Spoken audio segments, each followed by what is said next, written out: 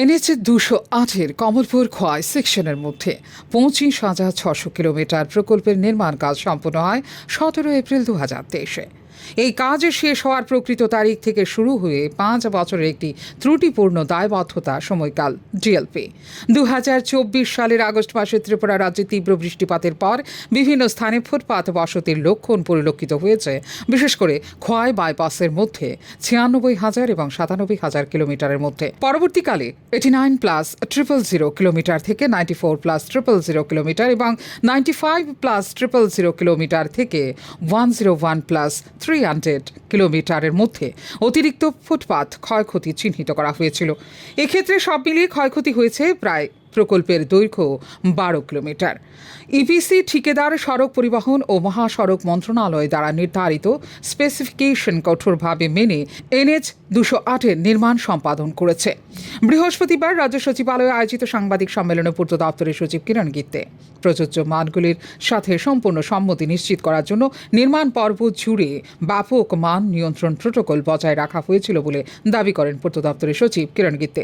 Indian Rhodes Congress IRC নির্দেশিকা এবং MORTH এর স্পেসিফিকেশন অনুসারে সম্পাদন করা হয়েছিল প্রকল্পের নকশা।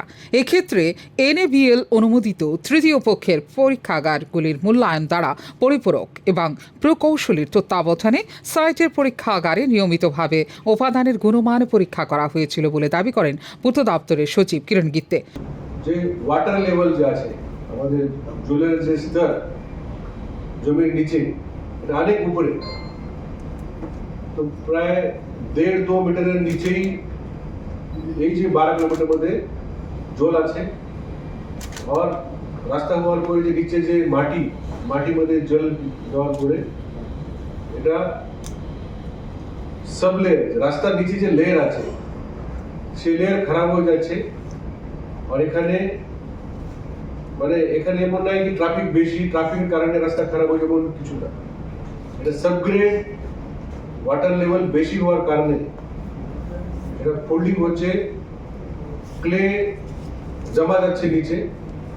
এখানে অনেক গর্ত, বড় বড় গর্ত করা আছে। আমি দেখেছি নিউজ চ্যানেলে গর্ত নিয়ে কিন্তু এটা নিউজ করেছি। গর্ত কিন্তু এটা নিচে কিভাবে রাস্তা খারাপ হচ্ছে সেটা দেখার জন্য এটা গর্ত করা হয়। ইন্সপেকশন পিট বলা যায় এটা। আমরা চারটা পাট্টা পিট করেছি, এখানে প্রোটেকশন দেওয়া আছে। কিন্তু নিউজ এরকম নিউজ হয়েছে এখানে এত বড় গর্ত হয়েছে, গর্ত হয়নি। তা আমরা নিচের যে সাবলেয়ার এটা কি রকম জলের জন্য খারাপ হচ্ছে সেটা আমরা দেখার জন্য করেছি। পুঙ্খানুপুঙ্খ ডকুমেন্টেশন পর্যালোচনায় ওপর ভিত্তি করে প্রকৌশলী দ্বারা পূর্বানুমতি সাপেক্ষে ছিল সমস্ত নির্মাণ সামগ্রী। অধিকন্তু প্রকল্পটি নির্মাণের সময় এবং পরে একটি স্বাধীন বিশেষ প্রকল্প মনিটরিং ইউনিট দ্বারা পরিদর্শন করা হয়েছে এবং সমস্ত রিপোর্ট সন্তোষজনক অগ্রগতি এবং গুণমান নিশ্চিত করেছে বলেও সাংবাদিক সম্মেলনে দাবি করেন পূর্ত সচিব। এই মূল্যায়নের পরে 17 এপ্রিল আনুষ্ঠানিকভাবে সম্পূর্ণতা শংসাপত্র জারি করা হয়, যার পর শুরু হয় 5 বছরের TLP, জানিয়েছেন সচিব কিরণ গিত্তে। ইপিসি ঠিকাদারের মূল্যায়ন অনুসারে ফুটপাতের ব্যর্থতা প্রাথমিকভাবে উচ্চতর ভূগর্ভস্থ জলের স্তরের কারণে হয়েছিল, যার ফলে সাবগ্রেডের মাটির পরিপূর্ণতা ঘটে, যার ফলে এর শ্বাস শক্তি এবং লোড বহন ক্ষমতা হ্রাস পায় বলে দাবি করেন সাংবাদিক সম্মেলনের অপর বক্তা NHIDCL এর নির্বাহী পরিচালক। সুনির্দিষ্ট কারণ নির্ধারণ এবং সামগ্রিক ফুটপাত কর্মক্ষমতা মূল্যায়ন করার জন্য সেন্ট্রাল রোড রিসার্চ ইনস্টিটিউট এর নিযুক্তির প্রস্তাব করেছে NHIDCL। এর উদ্যোগের জন্য অনুমোদন চাওয়া হয়েছে NHIDCL সদর দপ্তর নয়াদিল্লি থেকে। CRRI টিম আগামী 15 দিনের মধ্যে সাইট তদন্ত শুরু করবে বলে আশা করা হচ্ছে, জানিয়েছে NHIDCL। खास करके इसका रीजन फाइंड आउट करने के लिए NHAI ने डिसाइड किया है CRRI central road research institute को भी हम यहाँ डिप्लॉय करेंगे और उनकी अप्रूवल की प्रक्रिया चल रही है।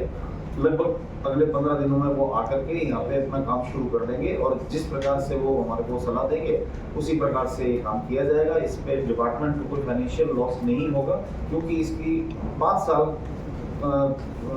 Completion, actual date of completion की 5 साल तक कॉन्ट्रैक्टर की ही जिम्मेदारी रहती है काम करने की। জাতীয় সড়ক এবং মহাসড়কের রক্ষণাবেক্ষণ এবং সংস্কারের কাজগুলি বর্তমানে চলছে এবং সম্পূর্ণ সমাপ্তির জন্য অতিরিক্ত 2 মাস লাগবে বলে জানানো হয়েছে এদিনের সাংবাদিক সম্মেলনে। উদ্ভূত পরিস্থিতির প্রেক্ষিতে বুধবার NHIDCL এর সাথে বৈঠক করেছিলেন মুখ্যমন্ত্রী ডাক্তার মানিক সাহা। এরপরই সার্বিক বিষয় নিয়ে যৌথভাবে সাংবাদিক সম্মেলন করে পূর্ত দপ্তর এবং NHIDCL কর্তৃপক্ষ। ফিউরো রিপোর্ট, নিউজ নাও।